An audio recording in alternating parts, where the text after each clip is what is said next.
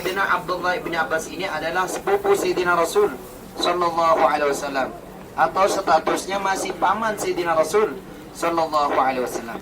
Sejak kapan Sayyidina Abdullah bin Abbas ini bersama Rasulullah? Sejak kecil ibundanya sudah menyerahkan kepada Sayyidina Rasul sallallahu alaihi wasallam. Jadi hari-harinya selalu bersama Sayyidina Rasulullah. Ada waktunya ketika menginap di rumahnya Sayyidatuna Maimunah. Sayyidatuna Maimunah radhiyallahu anha, beliau Sayyidina Rasulullah akan melaksanakan sholat malam.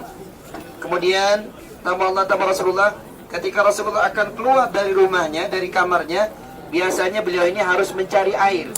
Tapi subhanallah, di depan pintu sudah disiapkan air. Ini malam-malam loh. Ternyata beliau yang menjaga, yang menyiapkan wudu untuk Sayyidina Rasulullah sallallahu alaihi wasallam. Lalu setelah itu tamu Rasulullah ditanya oleh Rasulullah, siapa yang menyiapkan ini? Sayyidina Abdullah bin Abbas menjawab, Abdullah bin Abbas ya Rasulullah. Kalau di zaman dahulu nggak boleh menyebutkan ana, man ana. Bahkan orang ngetok pintu, tok, assalamualaikum, siapa di luar? Ana. Siapa ana itu? Sampai Rasulullah memulai 3 kali. Makanya disebutkan siapa yang menyiapkan? Abdullah bin Abbas. Makanya kalau kita ngetok pintu, tok, assalamualaikum, saya siapa? Sebutkan namanya, Abu Bakar, itu dia. Itu yang diajarkan oleh Rasulullah SAW. Setelah itu tamu Rasulullah, setelah melihat Sayyidina Abdullah bin Abbas menyiapkan air di tengah malam, subhanallah, Rasulullah SAW langsung mendoakan, Allahumma faqihu fid din wa alimhu ilmu ta'wil.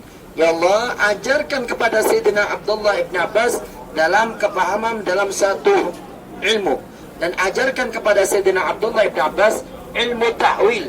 Ilmu ta'wil ini adalah ilmu tafsir tentang Al-Quran. Makanya tamu Rasulullah, Sayyidina Abdullah bin Abbas ini digelar dengan Sayyidul Mufassirin, tuannya orang yang menerjemahkan, tuannya orang yang menafsirkan Al-Quran. Bahkan digelari dengan Turjumanil Quran, yang menerjemahkan Al-Quran. Tidak satu ayat pun yang turun kepada Sayyidina Rasulullah kecuali Sayyidina Abdullah bin Abbas sudah memahami apa itu kandungannya.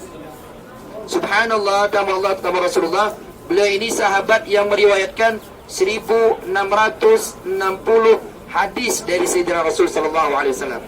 Ketika Sayyidina Rasulullah sallallahu alaihi wasallam wafat, tamu Rasulullah, Sayyidina Abdullah bin Abbas ini masih anak-anak.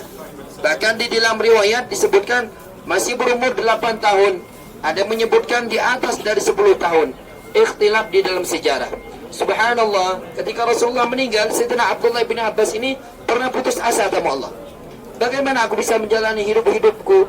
Bagaimana aku bisa menjalani hidupku dan belajar kepada orang selain Sayyidina Rasul sallallahu alaihi wasallam?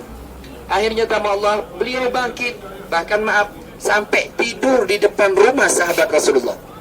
Sahabat Rasulullah berkata, ini sahabat, ini adalah orang yang dekat dengan Rasulullah dan sepupunya Sayyidina Rasulullah. Sahabat berkata, wahai sahabat Rasulullah, wahai sepupu Rasulullah, wahai Ibnu Abbas, jika engkau pengen ilmu dariku, kabarkan kepadaku, aku saja yang akan mendatangi rumahmu. Kata Sayyidina Abdullah bin Abbas, yang laki-laki itu dia, perempuan di sana. Kata Sayyidina Abdullah bin Abbas, kalian waktu belajar kepada Rasulullah yang didatangi oleh kalian, bukan kalian yang didatangi oleh Rasulullah. Begitu juga saya. Subhanallah, taala Rasulullah sallallahu alaihi wasallam. Di dalam sejarah disebutkan ada beberapa kali Rasul sallallahu alaihi wasallam mendoakan sahabatnya Rasulullah.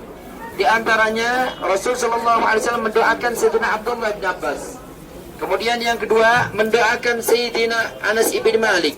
Allahumma barik fi auladuhu wa barik fi maluhu wa barik fi umruhu. Artinya, ya Allah berkahi rizkinya, perbanyak anaknya, berkahi umurnya. Makanya berkat doa Sayyidina Rasulullah, salah satu sahabat yang meninggal terakhir adalah Sayyidina Anas ibn Malik. Kemudian di antara sahabat yang mempunyai anak sampai 100 anak adalah Sayyidina Anas ibn Malik. Jangan ditanya berapa istrinya.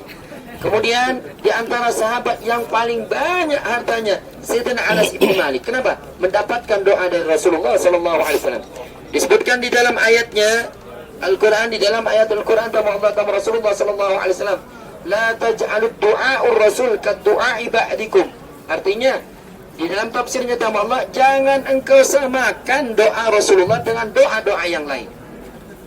Sama Allah sama Rasulullah, ingat kemarin ketika Rasulullah mendoakan Allahumma ghfir lil muhallikin sampai 3 kali.